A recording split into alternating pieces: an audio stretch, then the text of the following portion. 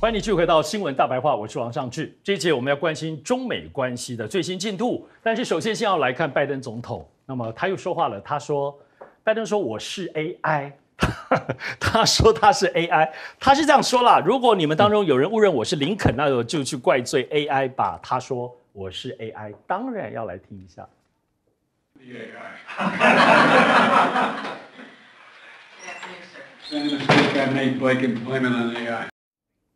当然有点在蹭 AI 这个热潮哈，不过当然有人立刻也，这个就是俄罗斯的前总统麦德韦夫不客气哦，他说想起了美国美国摇滚乐队绿日的热门歌曲叫做 American Idiot。他把这个歌拿来说，来形容这个说自称是 AI 的美国总统。当然 ，AI 这件事情呢，可是他除了说之外，拜登还是提到了，因为他要邀7大科技巨头要许下安全承诺，因为认为 AI 还是可能有很大的风险的，所以感觉起来他不是开玩笑，他也在看。那么华府或拜登也在注意 AI 这个产业当中产生的影响。他是这么说啦，他认为人工智慧为我们的社会带来巨大的经济、国家安全的风险。当然也有难以置信的机会。AI 总统哈，不过中美关系回到来注意，部分是布林肯最新的说法。他提到美中关系恢复稳定，从沟通及接触做起。我们每次在看这些话的部分，都好像看起来呼噜噜的，但其实每一个小小的变化，比较强硬一点或比较中性一点，还是有些定调的作用。布林肯这么说，冲突不符合任何一方的利益，美国正在采取行动，他相信中方也在尝试做同样的事。这是因为包括季辛吉去了之后有一些回应吗？待会我们会来看后面，包括雷蒙多也要去了。不过呢，现在还是有评论认为，拜登在之前各式各样的科技的抵制等等的，包括半导体，是不是这种手术刀式切断中美经济？发现难以执行呢？包括《华尔街日报》也都这么说，中美经济剥离开来会是一团糟。感觉起来，美国现在主要的舆论都有点在附和中美维持一个稳定经济来看，包括了也提到全球供应链这个部分的联系问题盘根错节，所以中美关系这种密切的商贸往来，如果美国限制对华经济的话，将会有很多很难处理的异常复杂的问题。那么当然现在美国也没有停止动作了，现在还是有传出说，包括对于中国大陆的出口 Intel、辉达、高通也都警告华府会有风险呼吁要暂缓，因为这些限制好像这些动作真的唯独就是现在这个 Intel 的 CEO 啦，他说如果没有中国订单，全球最大晶圆制造基地也没有必要建了所以大家都越来越往一个缓和，不要强制对于中国制裁的这个气氛越来越清楚了。那么来看国际间也有一些呼应，包括匈牙利的总统奥班也都特别提到了，他说中国正在超越美国，那么美国需要接受自己永远不是玩家。他提到美国即将对世界唯一超级大国地位说再见了，不能只认为自己永远是赢家了。所以美中之间的关系究竟是怎么样的状况呢？我们现在看到有要缓和了，因此究竟是中美之间是脱钩还是去风险呢？美国助理国务卿康达被问到的时候，他好像有点被问住了。这个关键的对话要来听一下。You know, I feel like we often use buzzwords to describe our approach to China. Strategic decoupling, de-risking. There's been a shift in language from strategic decoupling to de-risking. Is there a difference between the two? What's the difference between the two? Well, the argument is somehow decoupling or ceasing all trade. Not all trade, strategic decoupling and de-risking. That's a nice sleight of hand, but no. All I can say is our policy is to pursue de-risking, which is, again... Is there a difference between the two, yes or no? I'll have to take that back and come back to you, Congressman. 哇，感觉起来有些修正了哈，而且一波又一波，下一波接下来是美国商务部长雷蒙多计划访问中国了。但是现在这个时候传出他的电子邮件被骇客入侵，而且说可能是中国所以对于这样的说法，他说不会影响他的这个行程安排，但是对于骇客攻击他还是有所批评。中国大陆学者则回应说，总是把这些信息战的伎俩归队给中国，这是美国方面的舆论引导的部分来抹黑中国的做法啦。美国的媒体就是美国政府的枪啦，始终是这样子的一个评论。所以首先先请介大使帮我们来看一下中美关系现在这些进度的微妙的变化。对，现在看起来美国就是说，他虽然讲说他会把他的战略从脱钩变成去风险化，对，那中国大陆是不太相信。那你现在问康达，现在美国的联邦专员问康达，也就是美国主管那个这个印太事务的就是等于说是工作阶层的头。他说你区别你这两个不同，你这说法不同是什么？他也讲不太出来。所以怪不得中国大陆就是说我根本不相信。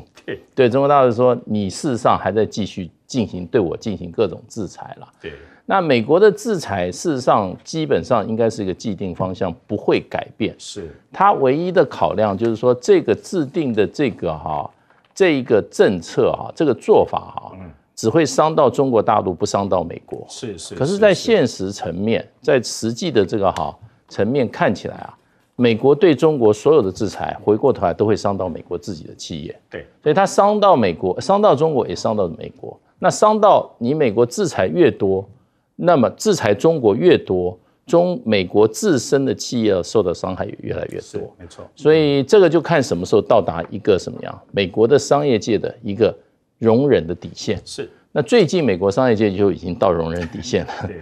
所以它的三大这个所谓的半导体业的三巨头联袂一起去找拜登政府沟通，就告诉他们就是说，你们这样做下去，基本上我们也付很大代价。你告诉我你到底要做到什么程度？是。那看起来美国事实上会不会受影响呢？会受到一点影响，那可能会做一些微调。那其实美国的企业过去就已经有一个做法，就是说，你今天商务部你说这个东西不能卖，那他就说，那我设计一款产品专门符合你规定，可是呢又可以卖到中国大陆。对，比如说像这个NVIDIA 就做了这样，它 GPU 它就做了一款晶片特供中国。那现在问题是什么？那美国政府说不行。美国说你这个特供也不行，所以我觉得就变成就是说，美国政府现在在执行对中国大陆这个所谓去风险化的政策上，遭到了最大的挑战，也就是内部的挑战。是，那会怎么演变？我觉得就是说，中间以美国政府的处理态度，它都是找到一个中间点，这个跟中国大陆怎么抗议、怎么抵制是无关的。是，那另外一方面就是说，美国过去对中国大陆的这种经贸的抵制、科技的抵制中国大陆基本上没有拔出杀手锏来反制。是，可是最近中国大陆开始反制，那就是这个加跟锗两个贵金属，另外还有已经暗示了，就工业系可能也是下一步要进行出口管制的。那基本上就是针对美国。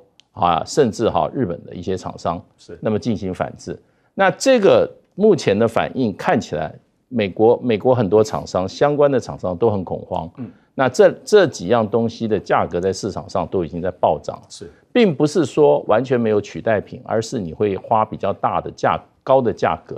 然后呢，另外一方面，你的替代品出来需要一段时间。对，不过这个就是说，中国大陆的反制呢，现在有两个可能，一个就是加强美国对中国大陆更进一步的施压，是，那也有可能美国会跟中国大陆做一个妥协，把他目前对这个美国的这个对中国大陆的抵制作为一些裁减，所以这个东西都在发展。不过就是说，看起来就是说，中国大陆是美国向来这么几十年用经济制裁碰到的一个最强硬的对手。是。当然海明就3个月前或6个月前来看，我们现在看到这些说法，包括业界，包括美国政府，还是有点比较缓冲一点，对不对？你是怎么观察它后面的走向？接下来，其实我觉得这一些商人为什么到现在出来？但一方面，这些商人也因为逐渐失去中国大陆的市场，对他们造成非常大的压力。是，那更重要的就是，其实他们也看出来了。我觉得这些商人也看出来，拜登政府已经如强弩之末，难以为继。是，他没有办法再继续施加同等压力的制裁作为去给中国大陆，所以他们才在这个关键时刻出来，等于也是给拜登政府一个下台阶。也因为拜登政府他必须面对到在野党，比如说共和党的这些压力，他必须要持续对中国大陆强硬。是，那现在有这些商人跳出来，就等于给他一个缓和点，就是告诉他说，不是我不想对中国大陆强硬，是我们自己的商人都受不了。对啊，所以我觉得这个也许是一个让拜登政府能够缓出手来的一个作为哦。我是蛮期待这样的一个发展，因为其实这样子纠缠下去，对中国大陆也许很不利，但对美国也绝对不会有好处，而且对整个世界都不会有好处。不要忘记了，其实美国现在正在制裁这些行业，将来都会关系到台湾的，对不对？所以我真的觉得大家要冷静一点去看这个事情。那我就觉得康达有点好笑，就是你自己想出来的名词，然后你自己都不知道是什么意思。那请问一下，你到底在干嘛？我真的不懂他们到底在干嘛。所以我觉得这个康达这种东西还要回去想想，表示他们现在自己都很混乱，就跟蔡英文政府在告诉你说，这个不叫走私，这叫超买，就是这个意思。其实都是同样的意义。美国其实当然想做的最简单的就是怎么样能够把中国大陆打死，然后自己完全不会受伤。可是这个世界上根本不可能会发生这种事情，因为以中国大陆跟美国之间的贸易规模如此之巨大，你只要能够制裁到中国，让中国遭受损失，美国自己也必然会遭受损失。这是一个摆在眼前的事实，所以我觉得美国越来越多人看清了这样的一个状况啊。那美国人自己大概也知道，你硬要去做这样的制裁，到最后就是两败俱伤而已。是。那可是我觉得有趣的就是，拜登现在也在蹭这个 AI 这个梗，然后也在说我就是 AI。那可是这个看起来好像很好玩，对不对？我觉得拜登现在心意已决，他就是要去发展 AI。是。那我跟大家讲 ，AI 这个东西发展出来，其实对人类是非常可怕的。因为我们都知道应该要给 AI 做限制，因为如果不做限制的话 ，AI 万一失控，会造成整个人类的灾难。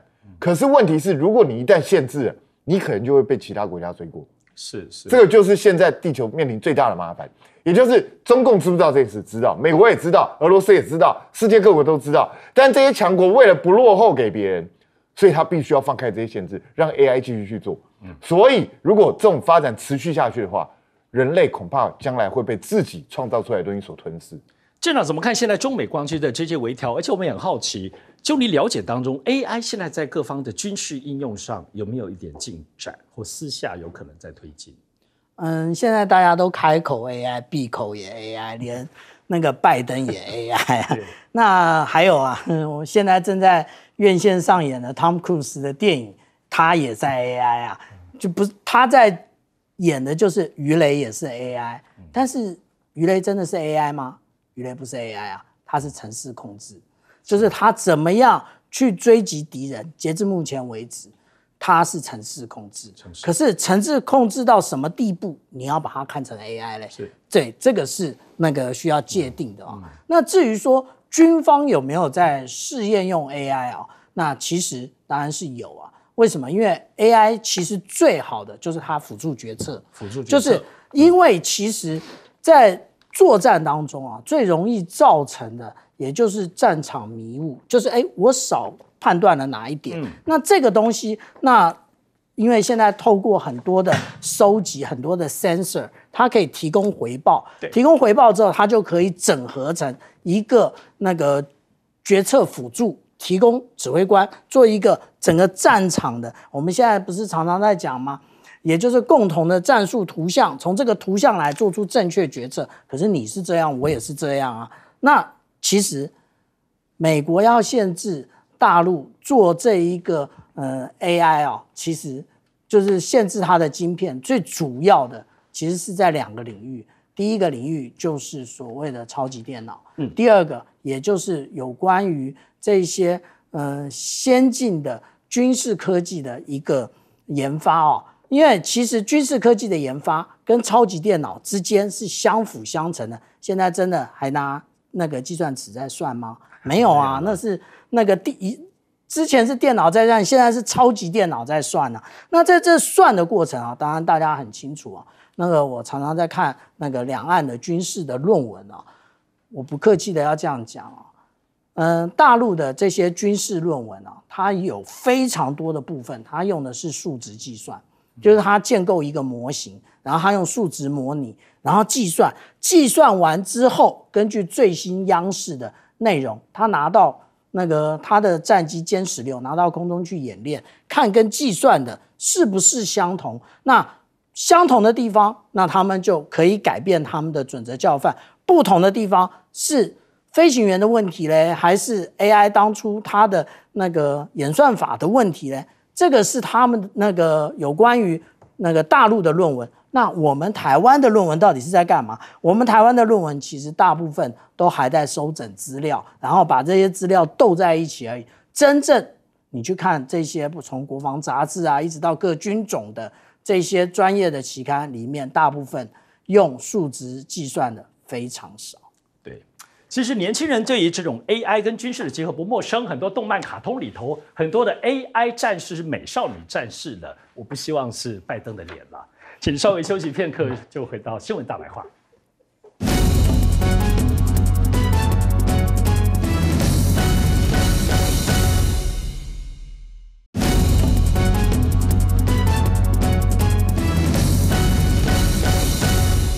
欢迎继续回到新闻大白话，我是王尚志。乌克兰战争的战场上最近引发了争议，那么影响不小。我们来看，主要是在俄罗斯方面，国防部呢，他指控乌军以集束弹攻击，结果造成俄罗斯的记者1死3伤。那么同时，美国已经宣布要新一波对乌克兰要军援哈。那么针对于这种集束弹的攻击，还伤了记者，俄罗斯的驻美大使馆说已经越过了道德的红线哈。那么俄罗斯方面呢，就表达，那么是向别尔哥罗德州发射了集束弹药。那么白宫已经确认了，确实已经有所使用了哈。那么这个部分是不是已经突破了下限了？道德上来讲，以及包括战场上这种争议性。那么当然，在美国方面则表达说，对乌克兰的援助是坚定不移的，还会继续加强他们的捍卫领土跟军事的威慑的部分的能力。但是呢，这个是人道和正义吗？这个部分的争议性，当然战争真的杀红了眼，各式各样的武器都会出来。所以乌克兰作为战略的地缘战略的棋子，为了要牵制俄罗斯，所以这样子的部分越来越强。那么并不是往接下来和平或者是和解的收场，看起来好像也并不是这么那么容易。那么这里头包括扎哈罗娃也特别提到，对不对？都是集束炸弹。他说，你们这些人要承担全部的责任啊。那么俄国驻美大使也强调，不只是这次这个集束弹，美国和北约正在扩大对于世界推向战争的做法。那么匈牙利的总理也提到，欧盟正在试图将自己和俄罗斯隔绝开来，但这只是幻想。战争武器越用越重，越用越浓，你要怎么样能够推向和平呢？奥班也说，不可能隔绝于把俄罗斯在世界地区之外。但在此同时呢，这个团体这个是一个世界法律大会，这个团体当然也不是什么了不起的大会啦，但是它无论如何还是代欧盟颁发这个世界和平自由奖给谁呢？主战派的冯德莱恩说他是推动了世界和平自由奖，可是他不就主战吗？网友都说，你怎么会是这样呢？你们这些法律人、法律大会，这什么鬼啊？然后和平奖给战争贩子吗？当然我们要看美国方面，其实美国方面最近的军事方面的人事的调动，这里头影响也很大，包括提名了太平洋舰队司令的帕帕罗出任印太司令。那么这个人事决定是美国国防部长奥斯汀建议的，主要是帕帕罗对于中国的经验丰富。那么在这当中呢，还包括了如果参议院同意的话，弗兰切蒂也会成为隶属美国国防部的军种当中首位女性作战部长。那么这位女性的部分的角色，未来也值得关注。除此之外，在整个美国政府的决策内部，包括把中情局长拉进来了，伯恩斯认为他在乌克兰战争中表现很好，所以内阁成员当中的很多的决策就会更听这个情报方面的意见，认为他很清晰、很直接的分析。但过美国的网友吐槽说：“你把情报贩子放进来不是好主意。”很多美剧当中不是都说不太好嘛那当然也不希望美国全面转向亚洲。印太跟欧洲的息息相关，现在日经亚洲说，北约企图挺进亚洲，大家在关注有关于军事，北约的军事力量进入亚洲，包括了中国驻日本的大使馆也坚决反对北约东进亚太，这方面是不是要把大西洋跟亚太的区域界限打破，东西共同前进？中国大陆认为自称是防御性的联盟，却鼓动成员国不断的增加军费。亚太地区不需要亚太版的北约。先请教介大使，这个俄乌战争的战场上现在已经出现了很多过去这个人类社会所禁止或者谴责的一些武器了。是最早是那个就平铀弹。平铀弹事实上的话，它会残存这个所谓的放射线，它会有这种放射线的残存，对于这个土地跟这个动物的这些危害是数百年的。是，所以这些平铀弹在使用的时候，很多地方现在都还受害，像现在的塞尔维亚、南斯拉夫，当时北约就用了这个平铀弹。另外在这个伊拉克，那很多地方现在这些不管是作物来讲、动物来讲、人类来讲都还在受害。那所以这种武器，国际社会是不准使用。可是英国在今年初的时候，已经提供平铀弹给这个乌克兰军队。所以呢，这一次美国拜登总统亲自批准这个集束弹，更是国际公约上面有120几个国家签了一个公约，基本上禁用的。是因为它是第一个，它是一个所谓平民的杀手，它的整个机油弹，因为一个母弹下去，子弹有最多几百个，对，它的那个未爆弹的数量相当都有不管再怎么样，它都有2%也有一个未爆弹的数量所以呢，这个未爆弹会存在这些土地那个甚至半个世纪。因为在打越战的时候，美国在打越战的时候，在这个柬埔寨、越南跟辽国就投下了大量的平铀弹，而这个平铀弹到今天还在继续伤害泰国就是越南、辽国跟柬埔寨的老百姓。所以美国决定给这个乌克兰平铀弹的时候，柬埔寨的总理恒生特别出来喊话，他呼吁美国不要提供，而且乌克兰这个总统也不要使用。他说我们的老百姓过去半个世纪都被这个平铀弹所伤害，这个是一个不道德的武器，请你们不要再用这个武器了。所以这个武器基本上在号称文明的国家，自认为是道德高尚的国家，尤其这个美国，还有欧洲的国家，居然在这个21世纪就公然使用这种集束炸弹，事实上真的是道德上是一个非常大的一个问题啦。可是你看这些国家，非常非常的虚伪，对，别人做一点事他就谴责，自己用这种不道德的武器居然可以公然允许，而且另外一方面也视若无睹。你看这个欧盟有讲话吗？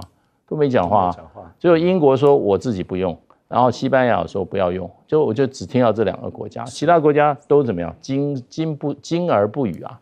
那发这个和平奖给欧盟的话，更是一个笑话。你知道欧盟现在扮演什么角色？他是在协助战争、鼓励战争的一个组织，可是他自己的人一个都不上战场，一个人都不会死，自己的土地没有挨过一颗子弹，对，这种情况更不应该鼓励别人打仗。这个是拱火，这种事叫别人去送死更恶劣，居然还得和平奖。我不晓得这个机构什么法律大会到底是什么一群人搞出来的？是舰长。我手上的这一张图卡其实就是去年的2月28号在乌克兰哈尔科夫。那这个地方呢，那这里的绿色的框框呢，跟红色的框框是比对它的位置，是不是就跟我们在那个 Google 上面看到的状况一模一样？其实重点在哪？重点在大家的右手边。我们可以看到这个红色的框框，这个一连串这种小爆炸所凝聚而成的，这个是什么炸弹构成的？这就是集束炸弹。那意思就是俄罗斯早就已经使用了集束炸弹了。但是现在美国也用集束炸弹。那我想请问一下当初是不是有人就因为俄罗斯用集束炸弹，然后他们要他们认定普丁你违反了战争罪，是不是如此？那现在就像刚刚大使所讲的，现在欧盟有人讲这件事吗？那现在是不是拜登也是违反了战争罪嘞？那另外我们看到有关于北约的部分北约现在说要东扩我们仔细看这张图，这个蓝色的区域通通都是北约。那现在北约唯一还没有围起来的就是俄罗斯，然后还有中国这边这一块，还有就是我们讲到东亚这个最可能的日本跟韩国的部分，如果这边韩国跟日本也加入的话，那是不是就把中俄两国给围起来了？你是把中国跟俄罗斯越绑越紧吗？那到底美国是做了一种什么想象？那但是真的是这样，只要日本跟那个韩国加入了北约，对于台湾来讲就获得安全吗？我们看一下哦，这个是什么？这个是那个北大西洋公约的第5条，他就讲的第5条跟第6条，他讲的非常清楚。这个作战的就是说集体防御限于欧洲或北美的这个国家啊。那而且他对于欧洲的定义还有定义的更详细，也就是说在地中海以及欧洲的北回归线以北的区域，所以你要改可以啊。那但是你有想过你要改的话，你有通过法国这一关吗？法国可是要战略自主的。你说，那你怎么知道法国不是？我们来看看，这是法国去年它的一个那个环球的航训，你有看到它到了印太区域吗？它最多只到了印度洋，它根本就没有进入到太平洋。你说，那是去年啊，但今年呢？今年更是如此。它今年整个环球的时候，它进入到太平洋，它是在南太平洋，是在赤道以南。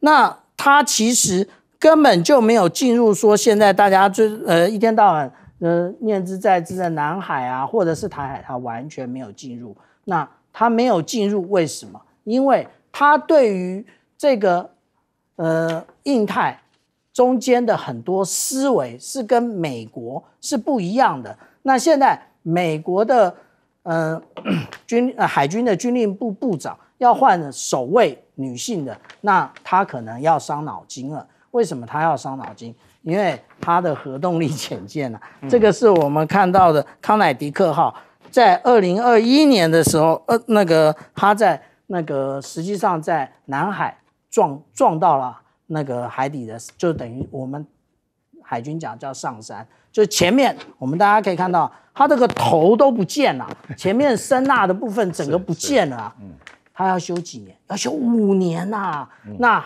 更不要讲，它有40%的那个潜舰，通通在等待进场。韩冰，我觉得现在乌克兰，它当然看起来还比较聪明，它是向俄罗斯的国境内发射集束弹，没有在自己的土地上使用。可是这样子就没事了吗？绝对不是的，因为俄罗斯很明显的一定会展开报复，他的报复也许用集束弹，也许会用其他更可怕的武器，那就是让这个战事走入更加残酷的一个阶段而已。那俄罗斯扎哈罗娃说，背后提供给这个武器的人要负责任，真的是这样吗？其实到最后谁在负责？到最后还不就是俄罗斯人跟乌克兰用生命来负这个责任吗？到最后就是更多的乌克兰人会死亡，更多的俄罗斯人会死亡。所以我真的觉得战争走到这个地步，其实就慢慢碎了美国人的心愿，因为美国人就是希望战争打成这样，他就是希望你们死越多人越好，因为你死越多人，两国之间结的仇恨越深。是对，那这永远为俄罗斯埋下一个心腹大患，这就是美国的目的啊。那我觉得俄罗斯人已经走入这个泥淖了，那大概看起来是拔不出来了。那可是呢，欧洲人、美国人都常常自诩自己为了世界和平干嘛？可是实际上全世界都知道，他们其实就是战争贩子。他们在全世界各处到处煽风点火，挑起战争，然后他们在那边坐享其成，然后死的都是这些其他民族的性命。这个历史100年来不都一直这样上演吗？那其他的种族还要这样被这些白人耍到什么时候？为什么每一次都要上他们的当，然后去上演这种自相残杀的事情？你看，在亚洲、在非洲、在中东，不都一直都是这样子的东西吗？然后美国就是到处以挑起战争为乐，然后这样子才能够让美国崛起它最大的利益。那当然，他们现在在推所谓的北约进入太平洋，实际上是美国一头热。其实你看北约那些国家，其实大部分其实并没有那么希望。对，因为对他们来讲，如果把北约延伸到这个太平洋的话，变成他们要负担更多的责任。是。他们可能要负担更多的经费，那对他们的好处到底是什么？对，其实只对美国有好处，对其他包括英国啊，或是你说这些其他这些什么西班牙啦、法国啊、德国啊这些国家到底有什么好处？他们并没有打算要把军事力量延伸到太平洋，只有美国才这样想。所以现在他们是被美国逼着赶鸭子上架，不得不做这样的动作。那法国，我觉得现在俨然变成他们救星，因为法国人跳出来反对自己的路线，所以到目前为止，让他们没有办法这样做。那实际上，日本跟韩国自己真的很想也成为北约的一员吗？的确，战争还是和平的选择。现在不要忘记，俄乌战争还在打，台海也成为全球认为风险最高的地区之一，所以各种的演习几乎是频密的在展开。中俄在日本海的演练，来看看最新的画面。这个画面里面可以看到包括了各种的舰队甚至有直升机的航母在喊话。看到这段喊话是这个对话，俄军文件里面喊出来说 Japanese Warship 10181嘛，就是指他们看到了这个舰队是日本的日向号出现在他们演习的现场。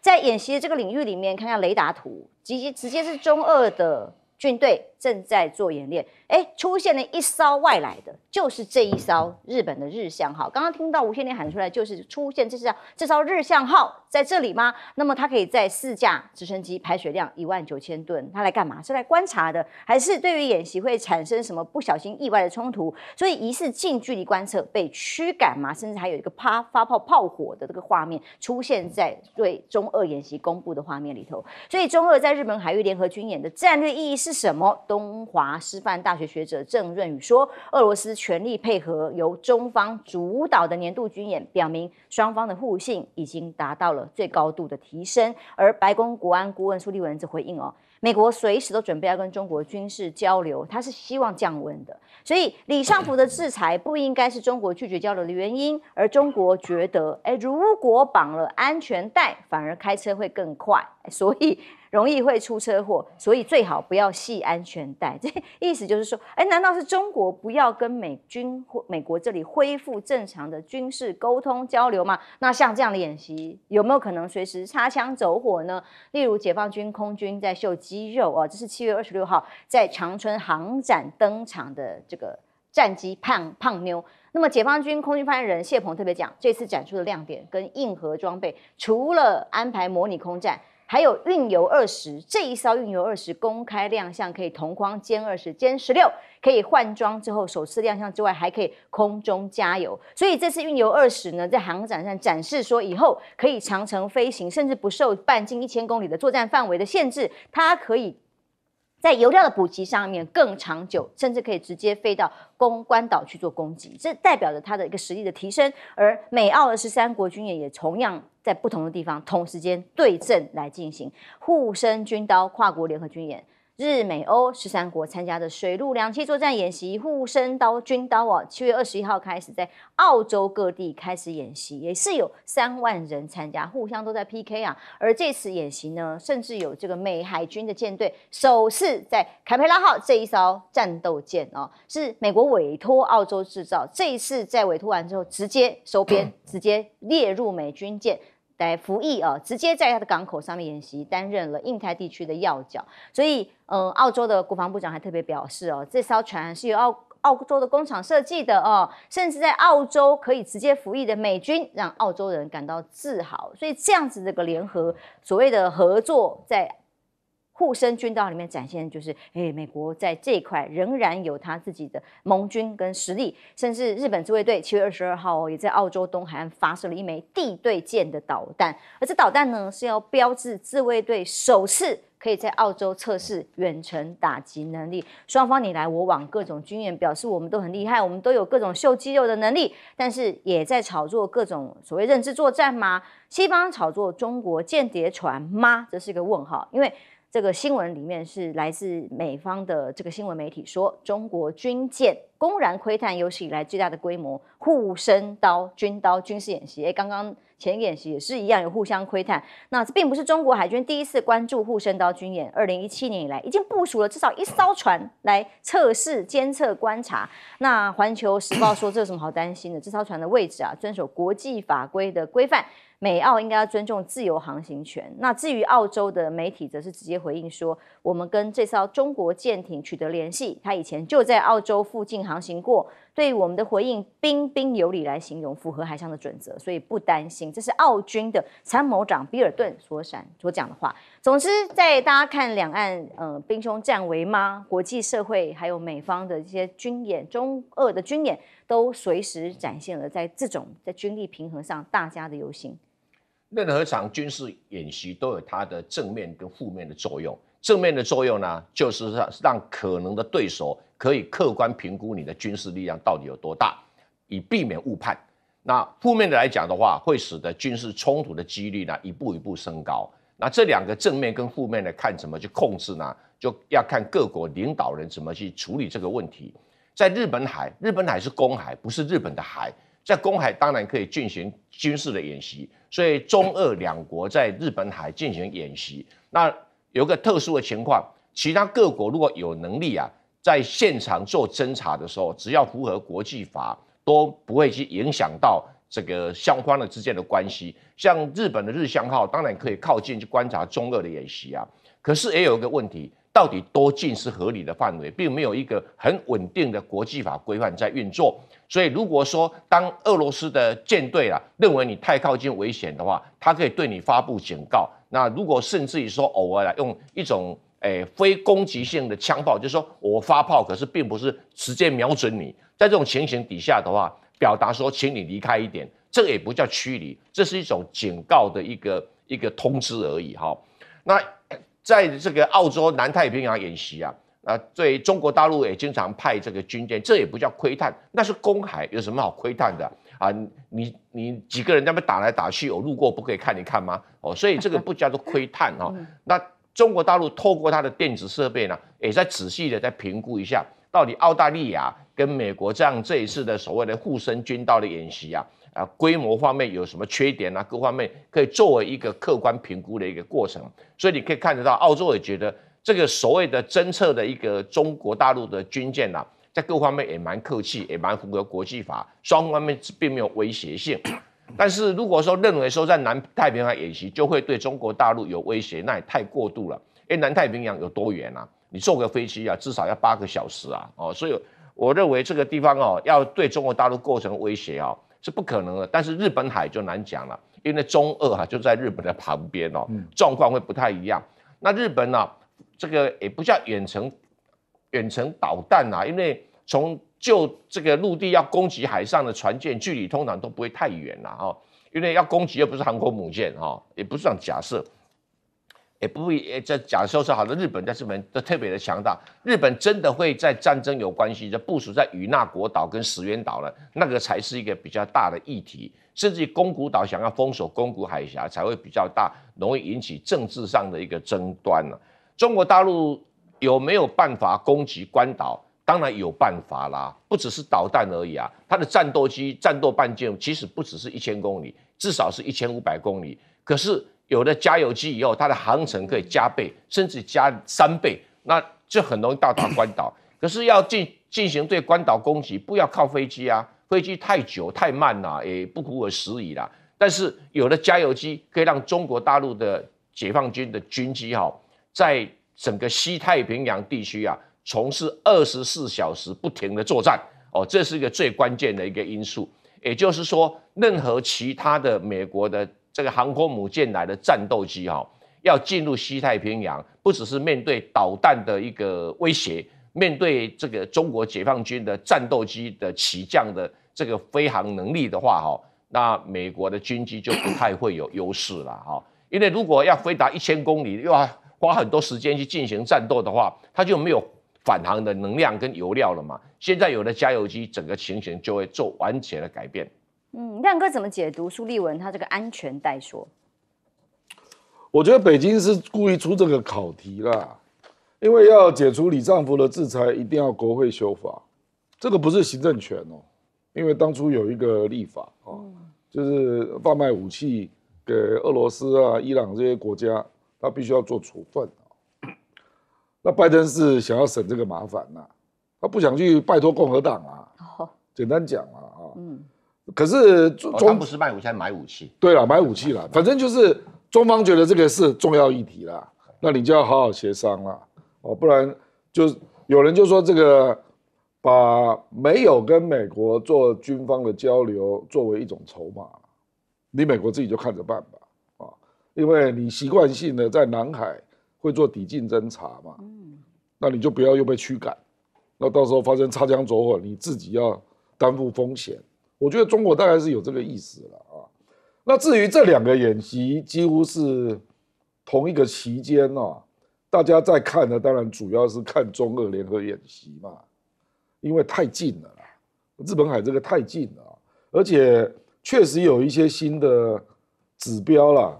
事实上，2022年中俄联合演习有6次，这是20年以来最多的次数啦，而且演习的规模、参与的船舰，还有海空同时越来越密集嘛，包括你从我的机场起降，我从你的机场起降，这种动作都越来越多了啊！而且你如果再加上前一阵子不是从这个台湾东部海域穿过宫古岛到上海啊，那也是第一次，所以我觉得基本上他们是对日本表达不满了。我讲的是俄罗斯了啊，俄罗斯就认为说你日本这么密集的介入俄乌战争，你是什么意思？所以他就决定跟中国大陆更进一步背靠背嘛，所以我觉得这个才是大家比较会注意啦，因为澳大利亚距离中国大陆有5000公里，而且也没有人认为谁会去打澳大利亚，真的。所以那个纯粹就是拉远一点，比较没有那么敏感啊。比如说日本在那边射300公里以上的飞弹，那个能射到谁呢？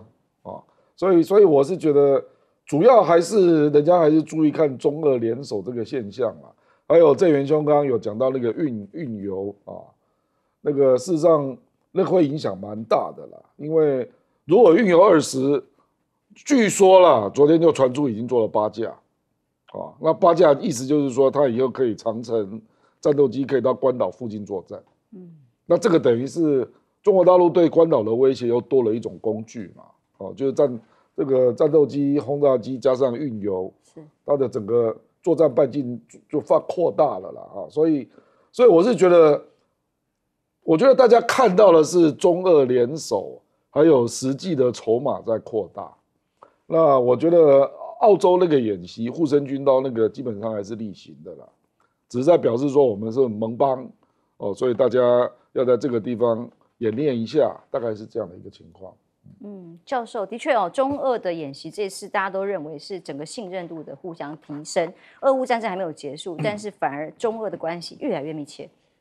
中俄这次演习其实有2个特殊的地方，第一个就是说它是海空军联合演习，第二个就是它事实上有一些是这个中国大陆的这个飞机是从俄罗斯的这个舰艇上去起飞的，所以它有一些这种相互协作性是涉及到蛮复杂的一个协作程度的那当然就不要说在此之前，俄罗斯的舰队也访问了上海，因为它过去大家知道，大家如果有印象，过去中俄的联合演习，比方去年那个时候是在俄罗斯。是俄罗斯组织的，那这一次这个中俄联合演习是中国大陆组织的，配合中方这边的要求。然后它这个协作的程度，我刚才讲也是比较复杂的，所以这当然就是展现出双方的互信程度也好啦，或者说这种秀肌肉的程度是高于过去的，这些地方都是跟过去很大不一样的地方。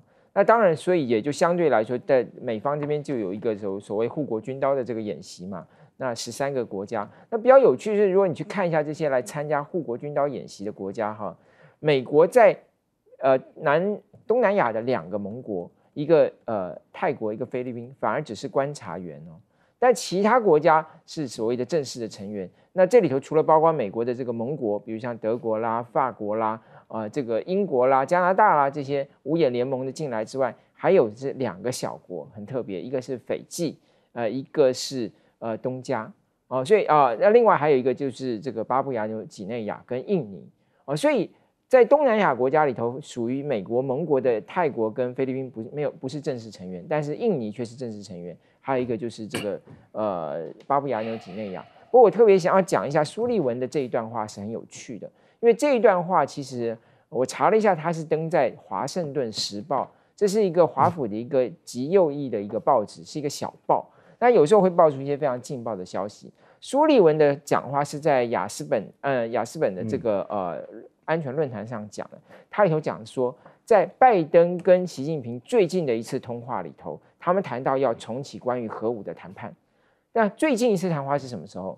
是巴厘岛的会谈那一次吗？还是在巴厘岛会谈之后？因为他讲说双方通了电话，所以到底是双方什么时候通了电话？这个没有公开。我觉得这个里头其实有非常多的线索。当然，他谈到双方要谈核子武器，他说因为中国大陆最近核武大爆发，增加了300多个这个核子飞弹。那这些事情，我觉得都是这则新闻里头，我认为非常值得我们后续去观察跟追踪的地方。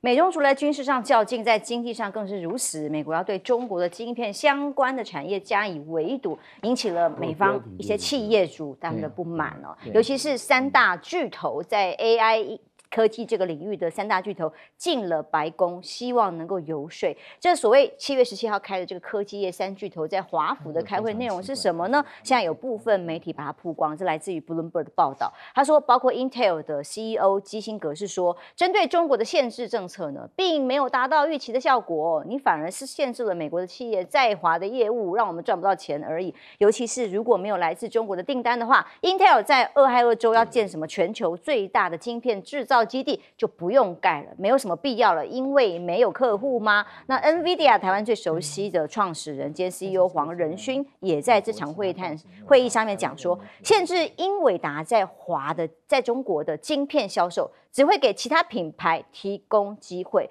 白宫的国家安全顾问苏利文回应，怎么回应的呢？他说，同意你们的主张，出口管制方式需要小院高墙。目前政府的行动也是如此啊，所以对于多数的美中晶片贸易没有造成冲击嘛？那他们干嘛冲进去？未来还有更多的管制还会有哦，但是一定会先跟受影响的企业先告诉你们就对了，先来沟通哦。这样的说法，3大巨头可以接受吗？对于美国自己境内的产业冲击又是如何呢？那拜登怎么关心的？他在一个场合里面讲了个笑话，因为见的都是 AI 的大咖们，结果他的笑话大家好像笑不太出来。看看这段画面。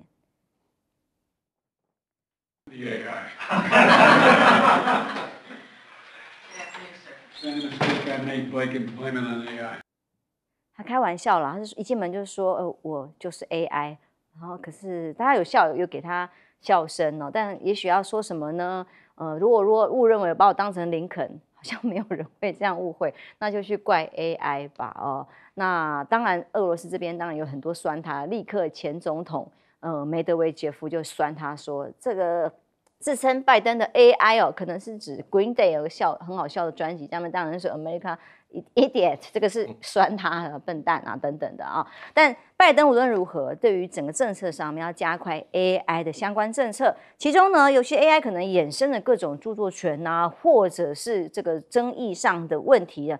现在 Google、OpenAI 的科技巨头已经同意，只要是 AI 产出的内容，都会加上浮水印。这个会议里面出席的7大巨头都是最重要的，目前的重要的企业科技公司。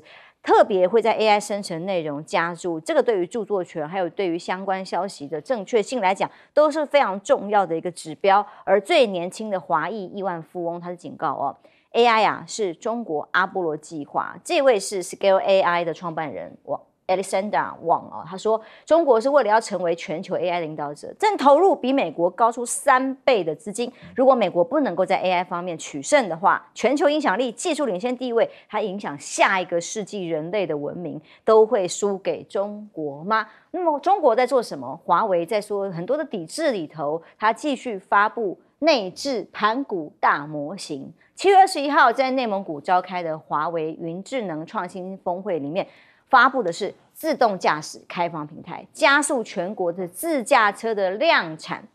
人工智慧呢，其实不止自驾车啊，还有预报天气啊。华为这个成果还登上国际顶级的周刊，是什么？华为云在《自然》杂志里面发表基于盘古气象大模型去进行天气预测，预测速度比传统的方式快了10000倍，实现了叫做秒知道天气如何的全球气象预测。所以分分秒来计算，不就可以更精准吗？那么甚至全球首次商用落地去挖矿，矿山在哪里，预测地点都由 AI 来找，甚至首一个AI 找网文大模型啊，就是写小说啦、写作文啊，都马上就可以阅文妙笔写成角色、写情景，哎，好像小说家也要被取代嘛，这就是美国的编剧们大家一起出来抗议的原因。亮哥怎么看哦？现在这个 AI 这一波的在美国的制裁里面，其实对于内部的企业反而产生了蛮大的冲击。对，因为刚好就今天嘛，那是美国时间啦，就是723本来要宣布要进一步禁止，比如说这个 NVIDIA 做 A800 不能卖啊，那个叫特供晶片啊，也不行，因为本来是按照技术等级，就是在那个等级以下可以卖嘛。那英特尔也要跟进，也要做针对中国市场的特供晶片。那本来要做出一个决议，说特供晶片都不行。对。那这个就已经背离了半导体制裁的基本原则了，因为它的原来的那个逻辑是说不让你做先进制程。那如果说先进制程以下你也要打压，那坦白说就是全面打压人家的产业了。这还有什么差别呢？比如说你也不准荷兰阿斯麦尔卖 DUV 啊，那就是全面打压了嘛。所以你如果要干到这个程度，那当然中国就是跟你硬杠了嘛。事实上，我最近也看到那个长江存储啊。那个 CEO 啊，他就说美国是打压中国，打压到什么程度啊？说既有的合约明明就已经买了一些 DUV 的一些制程设备，结果现在连零组件都不能补货。哇，那怎么办？所以他非常愤怒啊！他就在那个好像是上海，这个影响会非常大耶，非常大。他就是在跟他在那个半导体的那个演讲会上，他就是在讲说，你们不要以为只有新的买不到。他说连旧的机器零组件都买不到，那不是害死人家了吗？那结果一大堆制程设备在现场就变成巨大的垃圾。真的？不，他就是这样讲啊。他就说你就知道美国是打压到什么程度了。真的很。他这个已经不是针对先进制程了，而是根本就是要把你的产业整个打垮嘛，要把你整个打垮嘛。所以这个当然就，不过这个是半导体的部分啦 ，AI 啊，我坦白说啦。美国有优势的部分还是硬体啦，因为 AI 现在你要用 NVIDIA 那个比较先进的 GPU 啊，你计算会快很多嘛，那个它现在就禁售，可是如果说是在同样的硬体设备的条件下来比赛 AI 的运用开发，那中国真的不会输美国，那可是就是美国就是卡你的硬体嘛，所以你如果从这个角度啊，你说。美国投资 AI 好像比中国少，不是啊？你要把硬体也算进来啊。他如果关键技术在哪里？关键这个晶片在哪里？中国大陆发展的比较好的是 AI 的运用啦。那华为这个我觉得也是以应用为主啦。还有天气预报可以秒数可以来做预测，听起来很厉害。这个中国大陆这方面非常的多啦，因为它的商用还有它的数据的累积。大概全世界第一嘛，因为它人口多啊，所以它可以有更完整的用户资料，可以更精准的来做一些衍生的判断啊。所以它在应用面，我认为会超过美国啊。可是你前面就牵扯到那个硬体的比如说现在已经到了用图形晶片 GPU 来做更高端的计算，那一种晶片现在就不准卖 ，A800 不了。它是做 H100 嘛 ，H100 是绝对不能卖啦。而且本来 NVIDIA 还要提供数据的交易啊，就是你就到我这边买，我在云端帮你算好，再给你寄回去啊。是，美国连这个都要禁。哇，这影响真的冲击非常大。所以冲击就很大，包括 NVIDIA， 包括这个 Amazon 都会受到很大的影响。所以为什么高科技的3巨头跑去华盛顿嘛？他就认为美国商务部不了解他们这样搞对他们的冲击有多大了。血流成河了，这种管制的措施。休息一下，马上回来。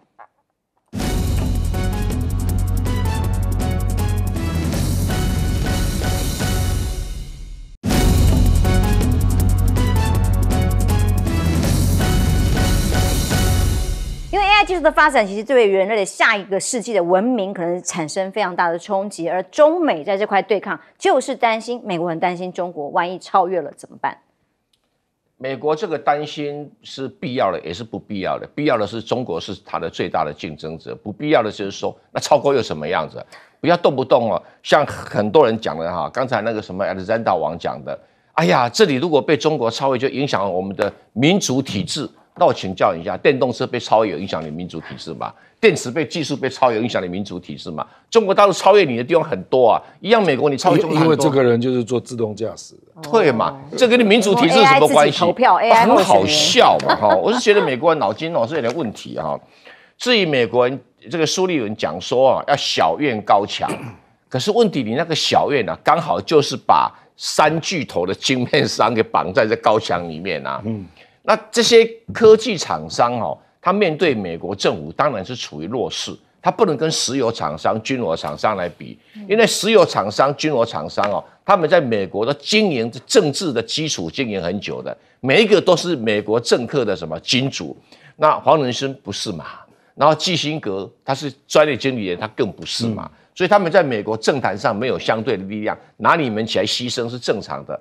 美国的晶片要卖到中国大陆去啊，至少要靠有40%的以上的收入，这是一个很大的一个问题啊。因为全世界晶片市场，中国采购量占多少？占1/5到1/4啊。那你美国很多厂商卖到中国大陆，更是40%的收入。40%收入是什么概念？就是我的折旧有40%要靠中国大陆来维持啊。我的投资有40%靠中国大陆来维持啊。所以你面对这个局面，当然会使他觉得他的前途受到影响。可是你光跟苏联讲没有用，因为你们在政治上是弱势。虽然科技你是巨头，但你是弱势。那在软体方面啊，那 AI 的竞争力更多啦。不过有一个进步，就是说现在很多 AI 说，如果你有生成式要加浮水印，这个地方是对的，要不然到时候出现很多伪造的什么台大国科会论文呐，那陈炳通的学生就不是收30个，可以收300个，一篇可以不断的 AI 下去，这个对学术研究绝对不是好方法。可是有其他政策也进步了，比如说气象预测啦、交通管制啦、都市管理啦，各个方面AI 真的可以让人类的智慧在这种百尺竿头更进一步所以我们不应该用怀疑的心情来看这个问题。华为当然是在中国大陆上被视为一个民主的一个圣殿就是整个中国啦一个发展的一个标杆。它有气象的盘古大模型，它有其他的自动驾驶的开发的这个大模型，这是本来已经在中国的优势上面那更上一层楼。可是中国呢，在 OpenAI 方面的话 ，OpenAI 所做的这些人工生成的技术，中国咱们投资没有像他们讲的，我中国资金是3倍，没有，真的没那么多。中国大陆在这方面呢，还要再加强。我在研讨会上还听到 AI 可以拿来做网军，除了可以精准的侦测之外，还可以回应，然后加码，这才是可怕。休息一下，马上回来。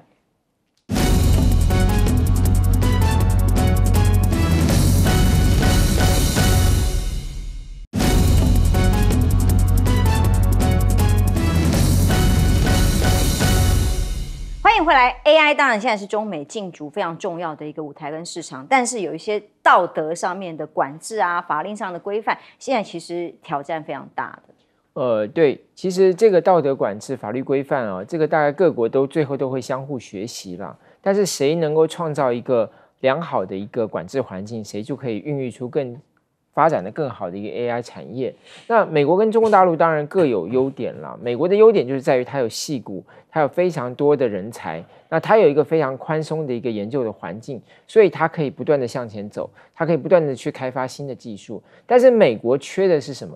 就是它在后端的这个所谓的消费上，它的这个消费人口没有赶不上中国大陆，而中国大陆在过去这20年，它的这个网络产业是发展的非常快速、非常蓬勃、非常有活力。那这个当然就会使得它 AI 的后端的应用上会非常发展非常快。另外一个就法令上来讲，这个也有点吊诡，就是说，因为美国在隐私权或伦理规范是比较严格的，中国大陆在这方面相对来讲，它的法律发展呢还是比较宽松一些，比较慢一点。那这个就会对 AI 的发展其实反而是比较有正面。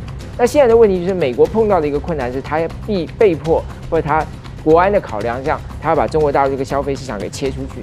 而中国大陆所碰到的问题就是，它不单单是跟美国之间，它在这个脱钩政策上距离拉开了，而且还有一个原因，还有一个事情就是说，过去几年对所谓平台产业的管制，这个也会影响到它去发展 AI 的它的一个最重要、最有用的一个利基。